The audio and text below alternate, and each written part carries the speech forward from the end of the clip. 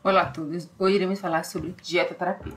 Então, o que é, qual é o objetivo, quais são as características que vamos propor a uma dieta de um paciente, principalmente enfermo, porque a dietoterapia está entrelaçada com a doença. Além disso, precisamos compreender fisiologia, porque trabalhamos com um trato digestório, que é praticamente o sistema que o alimento vai passar para ser digerido, absorvido e excretado. E após ser absorvido, ele vai ser metabolizado.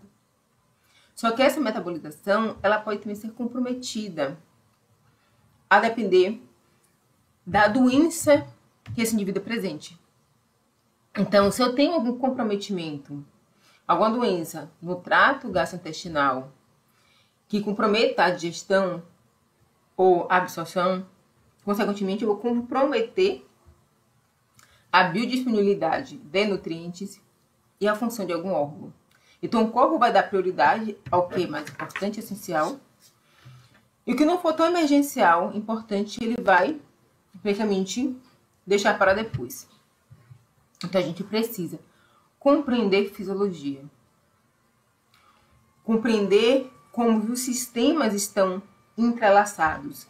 O trato digestório, o sistema hepático, o sistema cardiovascular, o sistema pulmonar, o sistema nervoso, como é que tudo isso praticamente trabalha de forma harmoniosa, onde quando uma doença compromete algum desses sistemas, de que forma isso vai comprometer os outros e o estado nutricional desse paciente. Então a dietoterapia, ela é uma disciplina extremamente importante e interessante porque ela traz consigo a fisiologia, porque eu preciso conhecer a função daquele órgão, o papel daquele órgão no meu corpo, no corpo do paciente. E de que forma os nutrientes são importantes para o funcionamento desse corpo, desses sistemas. Então a gente vai falar um pouquinho sobre dietoterapia, que também traz no seu arcabouço as bases de nutrição. Então, ele praticamente, a gente precisa conhecer os nutrientes. Então, os macros e micronutrientes têm que papel na dietoterapia?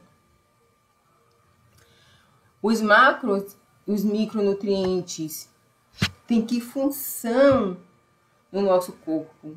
Quais são os órgãos ou quais são as doenças que necessitam de maior quantidade de determinados nutrientes? Então, a dietoterapia ela vem trazer esse conjunto interdisciplinar para a gente compreender a importância do cuidado alimentar, não somente quando existe a doença, mas também quando não existe a doença. Então, vamos começar. Então, a dietoterapia ela é dividida em duas partes, que vai ter praticamente um significado no conjunto. Dieto significa dieta, que pode ser definido como um padrão alimentar de um indivíduo que tem suas preferências, que tem suas aversões alimentares, que tem suas intolerâncias e tem suas necessidades. E terapia significa tratamento, ou seja, a dietoterapia é um tratamento para indivíduos portadores de alguma patologia, onde necessita de uma alimentação adequada, sendo que eu não vou considerar somente a doença, mas também a condição em que se encontra esse indivíduo. Então, esse indivíduo está com sobrepeso, obesidade, está com desnutrição. Esse indivíduo está apresentando sinais e sintomas. Então, aquelas questões que a gente pergunta lá na anamnese, eu tenho que levar em consideração para esse paciente, assim como qualquer outro. Eu não vou só me preocupar com a doença, mas quais são os sinais e sintomas, qual é o estado nutricional, como está o ritmo intestinal, se esse paciente bebe água. Então, tem fatores que eu preciso levar em consideração. Não posso trabalhar somente na doença. E às vezes o paciente não vai vir com uma doença só. Ele vai vir com várias doenças que foram se acumulando com o tempo porque ele não cuidou da saúde. E ainda assim, a gente tem um papel de orientar esse paciente. E cabe ao paciente decidir se vai fazer as orientações que a gente está propondo ou não. A decisão é dele. A gente está ali para orientar sem julgamento. E se o paciente não quiser fazer a orientação, cuidar da saúde, tá tudo bem. A gente precisa respeitar a decisão dele. Por mais que às vezes seja doloroso, não aceitar que o paciente não se preocupe com a própria saúde, mas ainda assim é a decisão dele, gente. Ele precisa entender ou ele cuida da saúde ou não. Se ele quiser cuidar, a gente está ali para contribuir. Se ele não quiser, tá tudo bem, mas a gente vai contribuir da mesma forma, orientando. Então, é muitas vezes doloroso e difícil não conseguir compreender que o paciente não quer se cuidar. Tá tudo bem. Então, a gente vai levar todos esses aspectos para a doença. E quando o paciente, às vezes, vem com várias doenças, nosso objetivo é ser tratar a doença principal, que é, praticamente, evitar o avanço dessa doença ou promover a manutenção dessa doença, de forma que ela não vai causar mais danos a esse organismo. Então, o objetivo da dieterapia é ofertar ao organismo debilitado os nutrientes adequados, adaptando-os da melhor forma à doença, às condições físicas, psicológicas e nutricionais em que se encontra o paciente, a fim de favorecer a recuperação da saúde e o adequado estado nutricional. Então, muitas vezes a gente vai precisar recuperar a saúde porque o paciente, por exemplo, está desnutrido.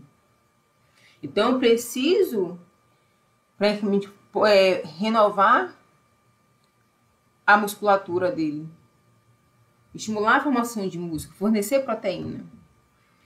Porque um corpo debilitado, que perde massa muscular, é um corpo que, de certa forma, comprometido, não consegue responder da forma que deveria responder. Então, a gente vai levar todos esses aspectos para trabalhar com a doença. Tendo o equilíbrio, utilizando as leis da alimentação, que é a lei da quantidade, da qualidade, da harmonia e da adequação para os pacientes com alguma enfermidade. Então, a dieterapia, ela também traz no seu arcabouço a técnica dietética, assim como a introdução de nutrição. Então, eu preciso conhecer os alimentos. Quais são os grupos de alimentos que a gente tem? Então, se a gente for olhar na nossa pirâmide, tem os cereais, frutas, hortaliças, óleos e gorduras, leite derivados, carnes e ovos, leguminosas, doces e açúcares. Então, a gente precisa conhecer os alimentos que a gente tem. Qual a composição desses alimentos? O que esses alimentos têm? Quais são os nutrientes que esses alimentos têm? Quais são as transformações culinárias que acontecem? Quais são as mudanças que acontecem quando eu cozinho um alimento? Quais são as mudanças que acontecem quando eu utilizo um liquidificador? Então, as transformações vão acontecer. Quais são as perdas que eu tenho durante o preparo desse alimento? Qual a ação desse nutriente no meu corpo? Então, esse nutriente, esse alimento me fornece quais nutrientes? Esses nutrientes têm que papel no meu corpo? Eles vão atuar como? Eles vão produzir o quê? E conhecer o estado nutricional do paciente. Para eu aplicar a dieterapia, eu preciso também conhecer o estado nutricional desse paciente.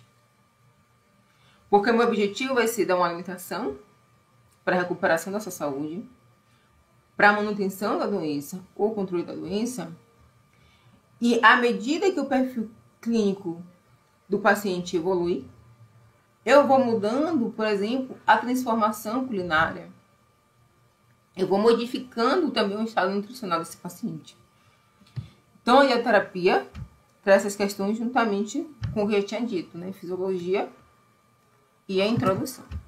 Então, quando a gente vai prescrever uma dieta, eu preciso considerar os hábitos alimentares desse paciente. Qual é a cultura que ele vive? Qual o ambiente? Qual a idade? Qual os ciclos da vida que ele está? Ou qual o ciclo da vida ele está? Se ele tem aversão a algum alimento, ele não gosta do alimento, se ele tem alguma alergia alimentar. Se esse paciente apresenta, na história clínica, sinais e sintomas, como azia, má digestão, flatulência, condições do aparelho digestório. Esse aparelho digestório está funcionando? O paciente, né, está consumindo, está fazendo todas as refeições? A quantidade e a qualidade dos nutrientes que está sendo ofertada para esse paciente está adequada? Qual é a consistência dessa dieta? Uma dieta geral, uma dieta branda, uma dieta pastosa? Principalmente porque, se o trato digestório não estiver funcionando, a gente tem que entrar com a dieta enteral. Então, a dieta pode ser via oral e sonda, ou pode ser só via sonda, e pode ser também via parenteral, que é venosa. Então, quando eu falo de dieta via oral, se para saber se o trato digestório desse paciente está funcionando, a gente fala se o corpo dele está aceitando. O paciente está aceitando a dieta que está sendo oferecida via oral. Quando é via enteral, a gente fala de tolerância. Então, o corpo desse paciente está tolerando essa dieta, porque às vezes a nutricionista bota a dieta para o paciente de acordo com a doença que ele está, e às vezes o corpo não aceita. O paciente começa, por exemplo, a ter diarreia. Então significa que eu preciso modificar essa dieta. O que é que está... esse paciente está tomando algum medicamento que, junto com essa dieta, causa diarreia?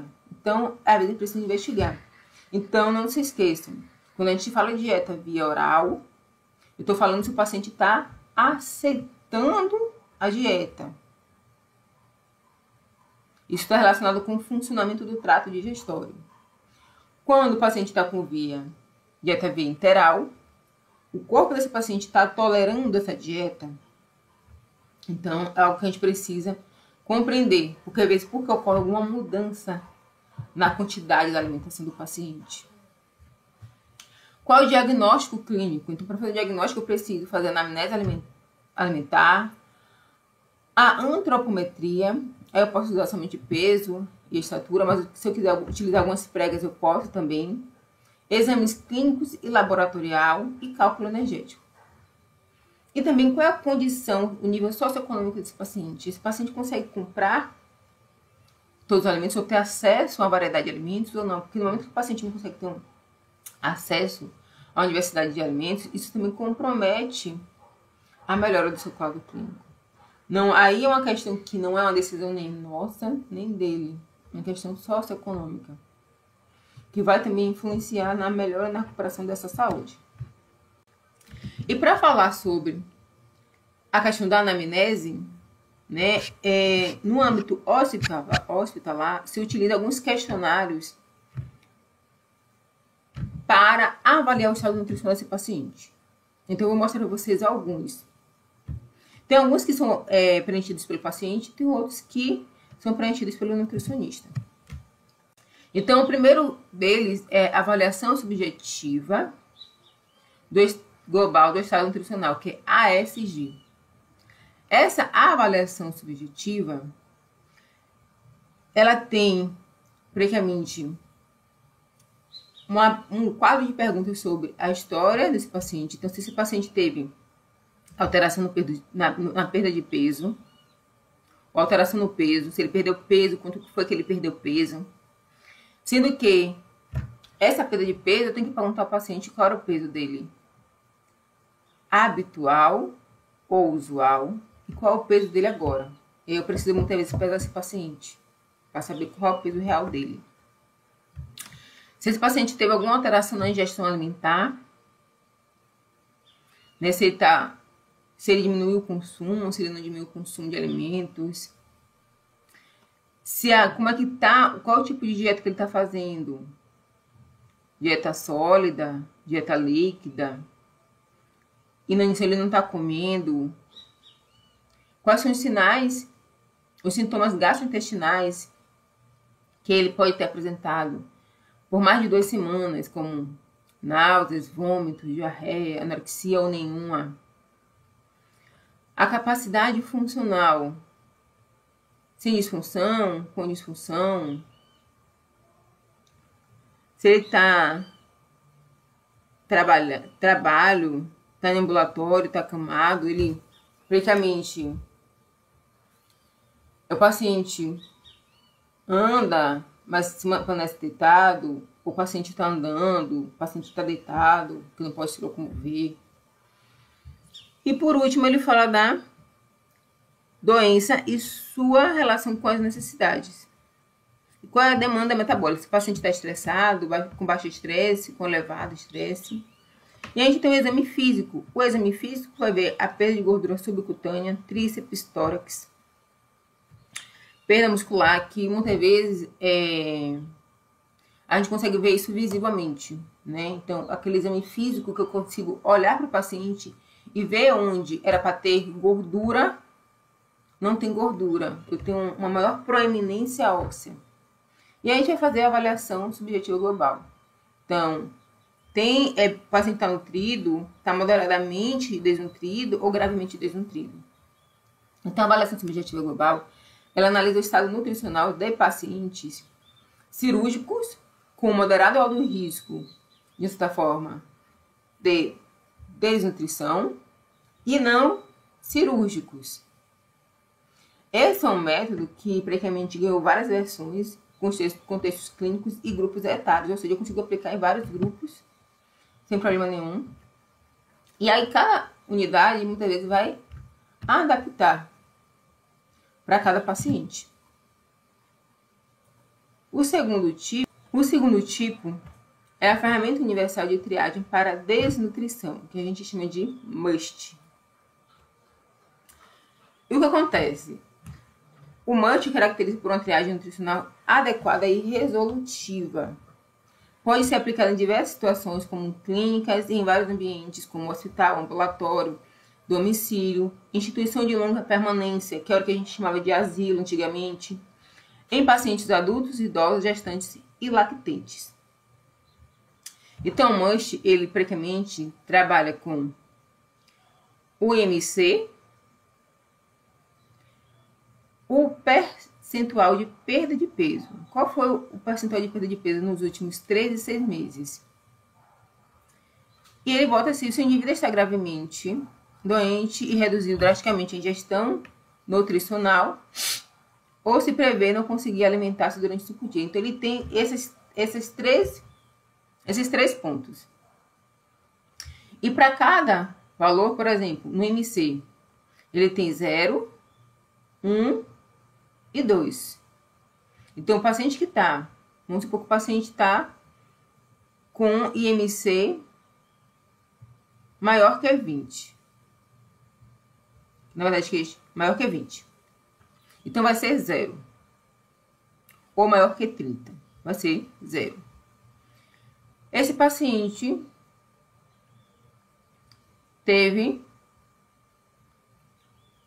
não teve perda de peso. Então, não vou contar. E também não teve mudança na ingestão. Então, é um paciente de baixo risco. Mas vamos supor que esse paciente está com MC menor que 18,5. Teve uma perda de peso entre 3 e 6 meses de 5 a 10%.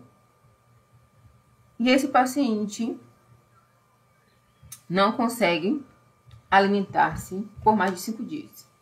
Então, se a gente for somar, vai ser 2 mais 1, que dá 3, mais 2, que dá 5. Então, ele deu maior ou igual a 2, então ele tem alto risco. Então, o paciente precisa consultar uma nutricionista e equipe de apoio nutricional ou implementar uma política local, melhorar e aumentar a ingestão nutricional oral, monitorar e revisar o plano de cuidados. Então, o MUST, ele acaba sendo mais reduzido porque ele vai ter somente 3 critérios. IMC, perda de peso, se o paciente está se alimentando ou não. E eu consigo saber qual o risco de desnutrição desse paciente. Então, se o paciente já está desnutrido, ele tem um risco maior de ficar mais desnutrido. Então, tudo isso vai ser aplicado de acordo com cada unidade. Esse é o segundo. O terceiro, praticamente, é a minha avaliação nutricional simplificada, que a gente chama de MNA ou MNA-SF. Ele, praticamente, trata de uma triagem que avalia o estado nutricional de pacientes idosos, ou seja, ele só trabalha com idosos, ele não trabalha com outros públicos. Então, essa tipo de triagem que eu posso aplicar no hospital para idosos, eu posso aplicar também nas casas de longa permanência, né, para acompanhar o estado nutricional desses idosos. Então, a gente vai ter a triagem, a avaliação global desse paciente. Então, para cada resposta, isso vai gerar praticamente uma pontuação. Então, para cada questionário, eles vão ter lá os seus critérios de como somar, chegar a um valor de classificação do estado nutricional.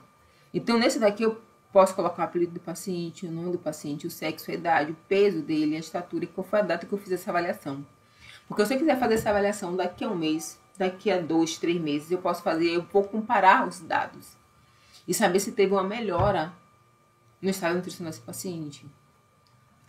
Então, se teve perda de peso, com essa perda de peso nos últimos 3 meses, se ele sabe informar ou não, qual é a mobilidade desse paciente, se locomove, ele anda ou ele anda com o apoio de, por exemplo, de uma cadeira de rodas, de um andador, se tem problemas neuropsicológicos, qual é o MC desse paciente. E aí, de acordo com a escolha, que é a resposta, você vai ter que uma pontuação. Avaliação global. O paciente doente vive na casa própria, utiliza mais de 3 medicamentos por dia, tem lesões por escaras. Então, a gente vai ter praticamente esses métodos, que depois eu coloco um link para vocês depois abrirem, olharem, verem mais direitinho, com calma, esses questionários. O outro questionário, que é o método de avaliação subjetiva global, é o Triagem de Risco Nutricional, NRS de 2002. Então, ele faz um rastreamento inicial dos pacientes internados nas unidades hospitalares e ele vai identificar o risco nutricional em pacientes hospitalizados, ou seja, esse daqui eu só uso no hospital. É diferente da avaliação subjetiva global que eu posso utilizar em qualquer ambiente. Eu tenho também lá todos os grupos, né?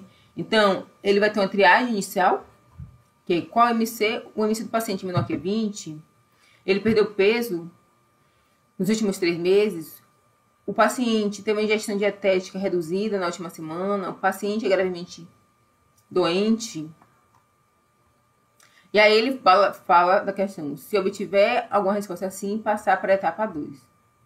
E eu vou repetir esse questionário a cada 7 dias, caso não tenha nenhuma resposta positiva. A etapa de triagem final. Então, deteriorização do estado nutricional. Como é que está o estado nutricional desse paciente e qual é a gravidade da doença? Então, com base aqui, eu vejo qual é o estado nutricional. E aí ele fala aqui, praticamente, se a pontuação, dependendo da pontuação, eu já tenho que começar o suporte nutricional. Então, os questionários, na sua maioria das vezes, são todos questionários pequenos e reduzidos, porque o objetivo não é demandar muito tempo. Eu pego colher dados que vão comprometer, que vão fazer ele identificar se esse paciente tem um risco de desnutrição. Porque quando tem um risco de desnutrição, eu mudo praticamente a minha estratégia. Com o objetivo de quê? Fazer com que esse paciente não venha ficar desnutrido. Que esse paciente aumente o peso. tem uma redução nessa perda de peso. Então, o objetivo é esse, quando a gente fala desses questionários. Reduzir os riscos. Eu posso depender, eu posso passar uma suplementação para aumentar esse aporte nutricional e reduzir os efeitos, ou melhor, né? Reduzir o risco desse paciente que, de certa forma, ainda está bem, se tornar um paciente desnutrido com uma dificuldade de recuperação. Então, tudo isso influencia. E agora vamos para a prescrição de dieta. Como é que se faz a prescrição de dieta? Então, vamos lá. O primeiro item, na verdade, a prescrição da dieta é feito primeiramente pela prescrição médica da dieta. Então, o médico, ele vai dizer qual é a via de acesso dessa dieta, quais são as características principais dessa dieta no diagnóstico médico. Então, qual é a doença que o paciente tem? Então, ele vai dizer lá que ele quer uma dieta geral, hipercalórica, fracionada a 6 vezes ao dia. O médico também pode colocar na prescrição da dieta que é uma dieta, por exemplo, sem sódio, que o paciente, por exemplo, é cardíaco ou hipertenso. Ele pode colocar. Então, com base no que ele bota lá, o nutricionista vai colocar a prescrição dietética com base nos nossos conhecimentos, na forma que se deve ser colocada. Sendo que a prescrição, né, dietética do médico no âmbito hospitalar é totalmente diferente da prescrição dietética que o nutricionista faz. Sendo que o médico ele não pode prescrever dieta, principalmente no âmbito ambulatorial. Médico não prescreve dieta. Quem prescreve dieta é nutricionista. Quem elabora a dieta é nutricionista. Então, no âmbito hospitalar, o médico vai botar as características dessa dieta. E a gente vai, praticamente, organizar, mas a gente também vai visitar esse paciente para saber se tem mais informações que a gente precisa colocar lá no mapa de dieta sobre a dieta desse paciente. Por exemplo, o paciente às vezes é intolerante, o paciente às vezes é alérgico, então o médico não sabe muitas vezes. Então, isso é o que a gente vai ter que perguntar. Então, a gente precisa se atentar para isso. No âmbito hospitalar, mas o médico vai colocar lá a prescrição da dieta do paciente, que acredita, né, que ele sabe que deve ser daquela forma. Mas a gente não pode deixar. Se tiver alguma coisa que, quando a gente fez a visita lá com o paciente, a gente observa que não há necessidade daquela característica, a gente pode mudar, né? E a gente pode informar também o médico. O DEC também informa o médico que, né, não tem necessidade daquela prescrição, daquele item que ele colocou. Então, quando o médico vai fazer essa prescrição da dieta, as características... outra coisa. Quando a gente fala de prescrição de dieta, ou prescrição dietética, é o nutricionista quem faz, né? Os técnicos não fazem dieta, não elaboram dieta. E aí o que acontece? Mas vocês precisam entender das características da dieta. Porque vocês muitas vezes trabalham na área de produção. Às vezes vocês acompanham a copeira. Por exemplo, os alunos que fazem estágio no hospital. Então, eles às vezes acompanham a copeira. Então, eles precisam saber da consistência de dieta. Quais são as consistências que se tem. Para saber se a dieta que tem para aquele paciente é a dieta correta. Então, tudo isso vocês precisam saber. Mesmo que vocês não prescrevam, vocês precisam conhecer quais são as características que compõem essa dieta. Então, voltando. Então, quando o médico faz lá a prescrição, essa prescrição precisa ser clara e específica, ser transmitida em poucas palavras, não deve ter dupla interpretação, porque se tiver dupla interpretação, isso, de certa forma, atrapalha o nosso trabalho. Deve ser completa, contendo somente as modificações ou restrições que se deve ter, mas nada.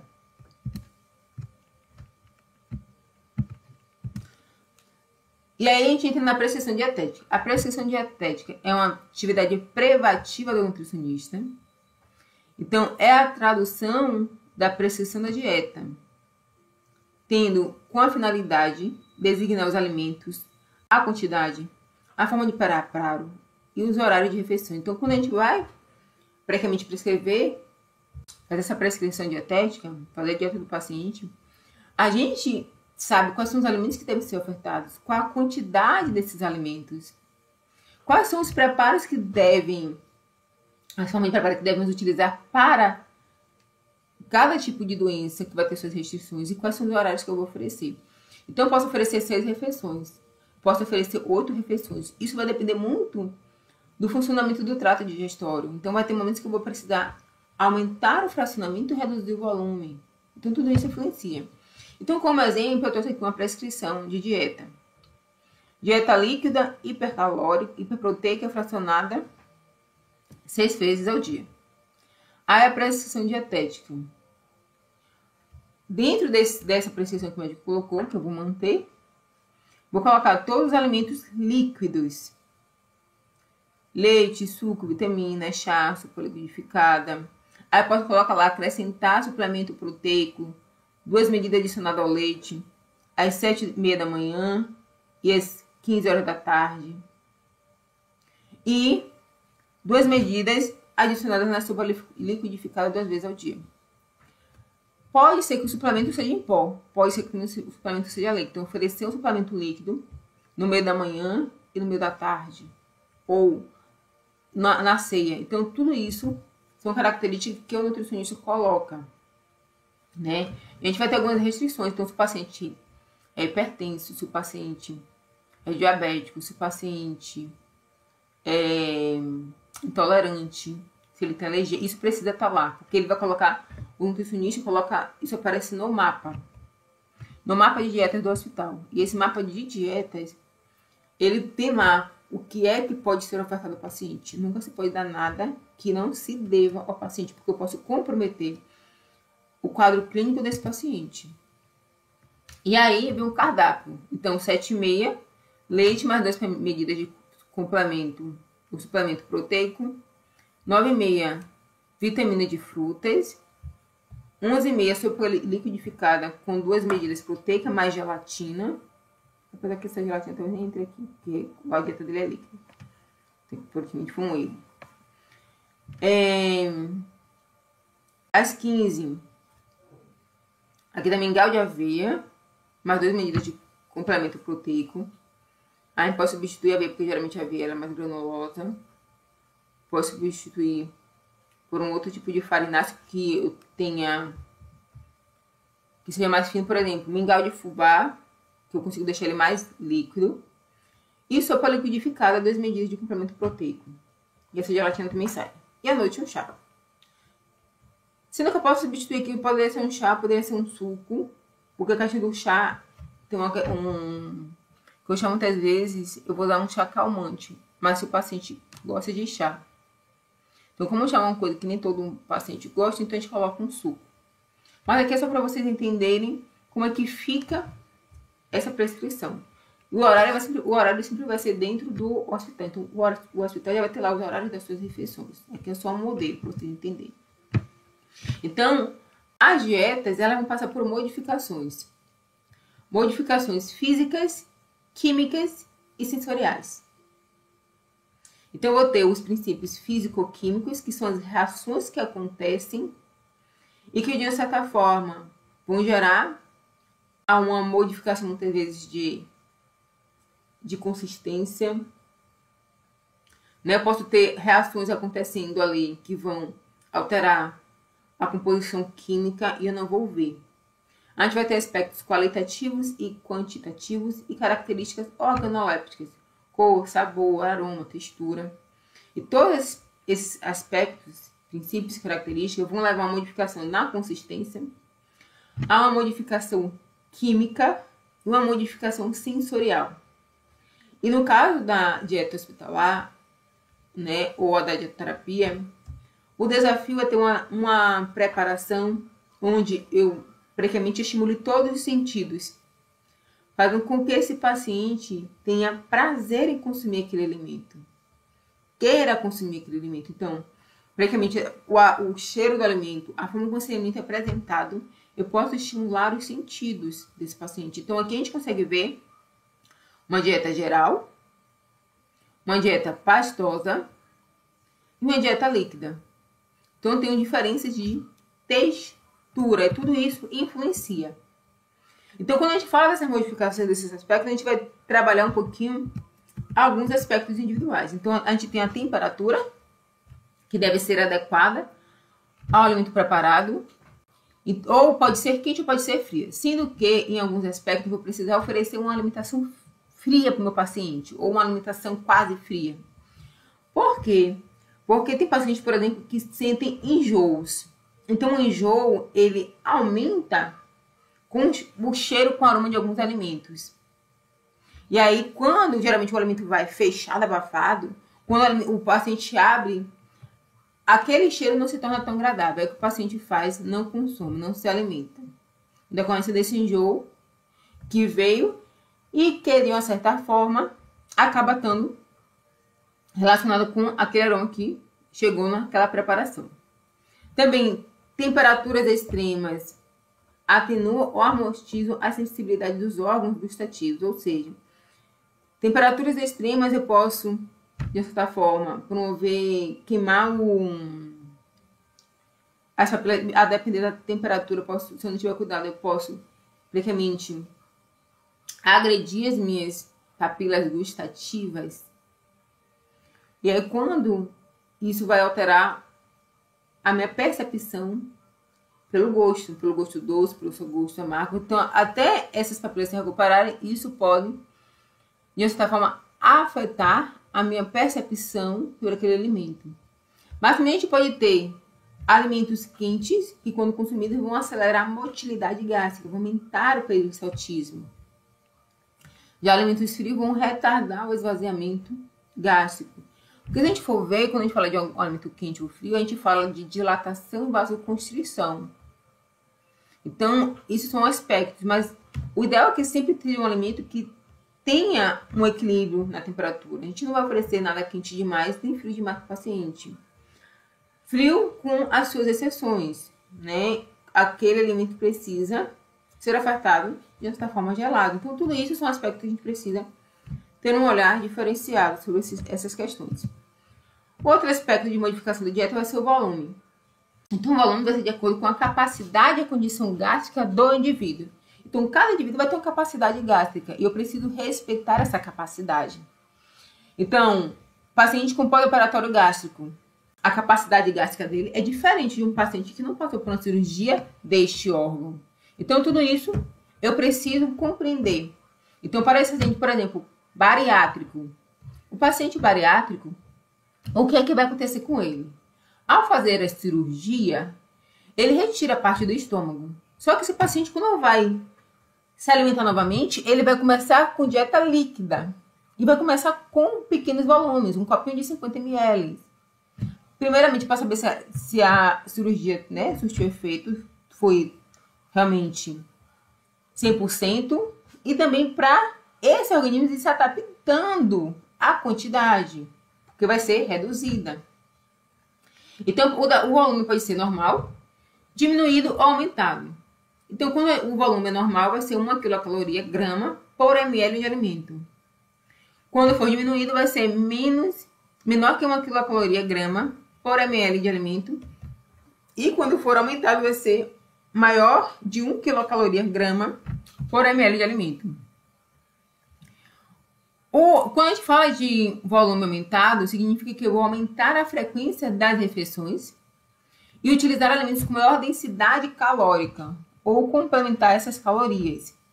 Porque no momento que eu faço a refeição, eu preciso oferecer todas as calorias que aquele paciente precisa. Então, para isso, eu vou precisar muitas vezes complementar ou colocar alimentos que tem uma densidade calórica, por exemplo, um azeite de oliva, que é uma gordura. Então, eu preciso trazer estratégias para não causar déficit nutricional no meu paciente. Uma outra coisa, que é um cuidado que a gente tem. Quanto maior o volume, maior a distensão. Maior vai ser o trabalho gástrico, maior a dor abdominal que esse paciente vai ter. Então é a mesma coisa quando a gente come além do que deveria. Aí começa a sentir mal-estar, a barriga doer. Por quê? Porque eu fui além da capacidade gástrica. A gente precisa respeitar esses aspectos. Então, muitas vezes, a nutricionista vai, de vez em quando, fazer uma visita aos pacientes para saber como que esse paciente está. Em alguns casos, ela não vai visitar com tanta frequência assim. Outra modificação que tem é em relação aos resíduos. Resíduo significa que essa dieta ou essa preparação tem que ser pobre em fibra. Então, quando a gente fala de resíduo, a gente fala de fibra, a quantidade de fibra que eu vou ter naquela dieta. Então, quando a dieta é isenta de resíduos, significa que eu estou querendo fazer com que esse trato gastrointestinal fique em repouso, não trabalhe. Seja porque esse paciente vai fazer, por exemplo, um exame, ou porque esse paciente vai fazer uma cirurgia. Pouco resíduo significa que eu vou ofertar fibra. Só que essas fibras vão ser cozidas na forma de purê. Então, eu preciso promover um cozimento para, de certa forma, facilitar, não é nem digestão, mas facilitar ou abrandar essas fibras de forma que ela acabe tendo a sua função feita no organismo. Resíduos brandos são os cereais triturados, verduras tenras, cruas ou cozidas, frutas cozidas em compostos ou sem casca. Então, significa que eu vou resíduos brandos eu vou abrandar. Os poucos resíduos eu vou cozinhar, mas eu vou triturar essas fibras. Eu vou ofertá-las já praticamente também modificadas, brandas e ricas em resíduos. Eu vou oferecer fibras à vontade para esse paciente dentro do recomendável, que é 25 gramas por dia. E as fibras, elas vão ter um papel de melhorar o ritmo intestinal. Então, quando eu falo de resíduo, eu falo da questão de reduzir a fibra para diminuir o peristaltismo, talvez, desse trato, que depende também da fibra. Mas a gente vai sempre trabalhar no hospital com resíduo e sem resíduo. É mais assim. Essa quantidade de pouco resíduo brando, praticamente é algo que não se trabalha muito, mas é pobre em resíduo ou rico em resíduo. É pobre em fibra ou rica em fibra. Vai ser assim a dieta. Com relação aos macronutrientes, a gente vai ter proteína, glicídio, lipídios. A gente vai ter, com relação aos micronutrientes, vai ser sódio e purina.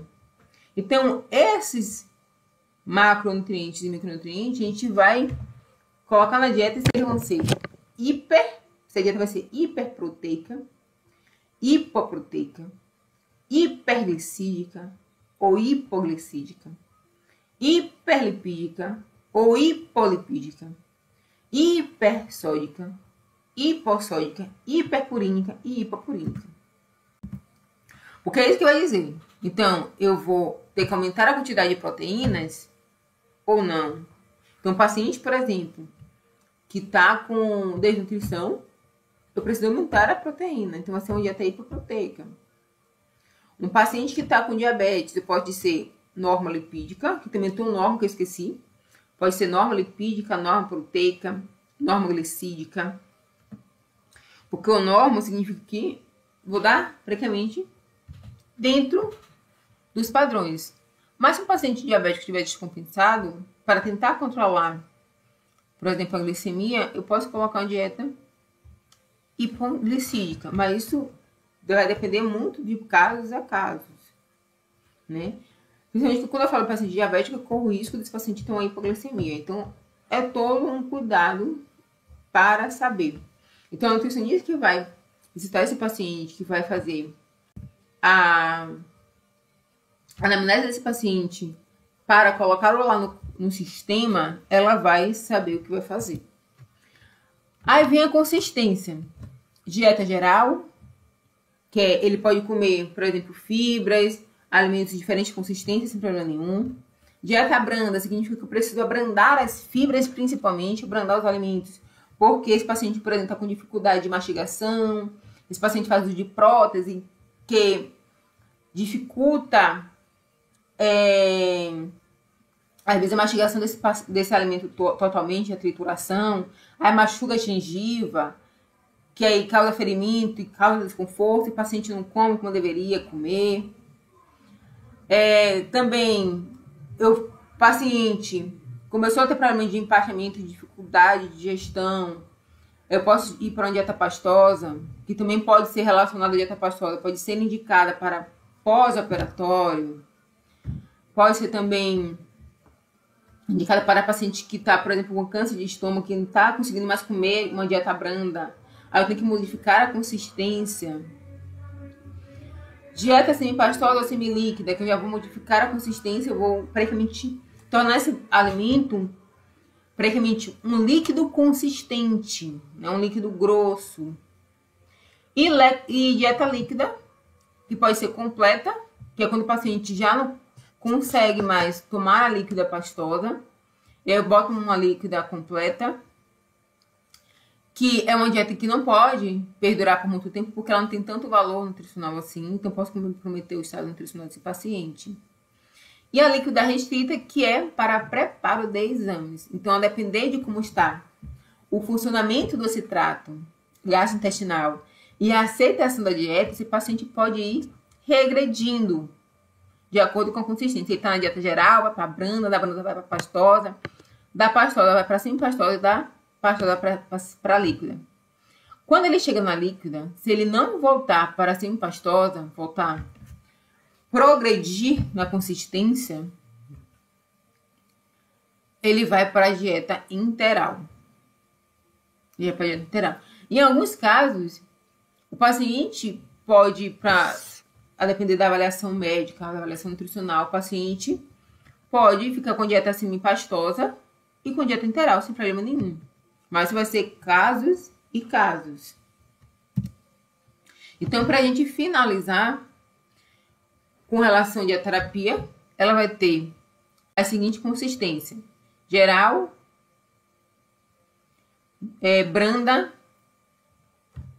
pastosa, semi-pastosa, líquida completa e líquida restrita. Esse leve aqui não existe, mas são esses: geral, branda, pastosa, semi-líquida ou líquida pastosa, líquida completa e líquida restrita.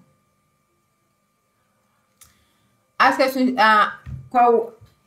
características terapêuticas vai ser normo, hipo ou hipercalórica, normo, hipo ou hiperproteica, normo, hipo ou hiperglicídica, normo, hipo ou hiperlipídica.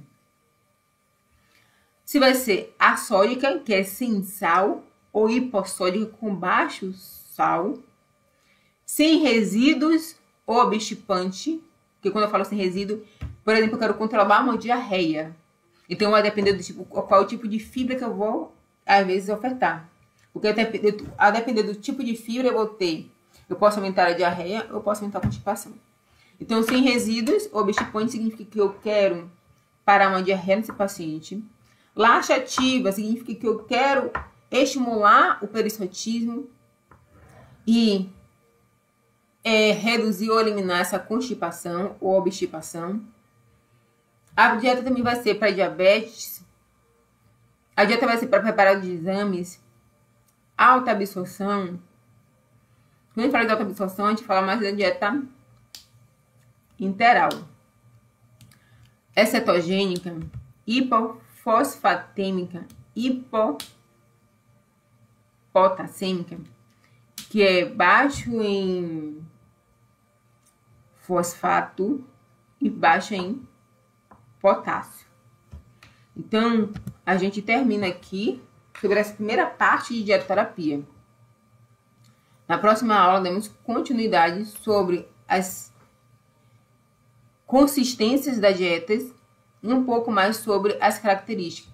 Quando é que é utilizado previamente determinadas características da dieta para algumas doenças.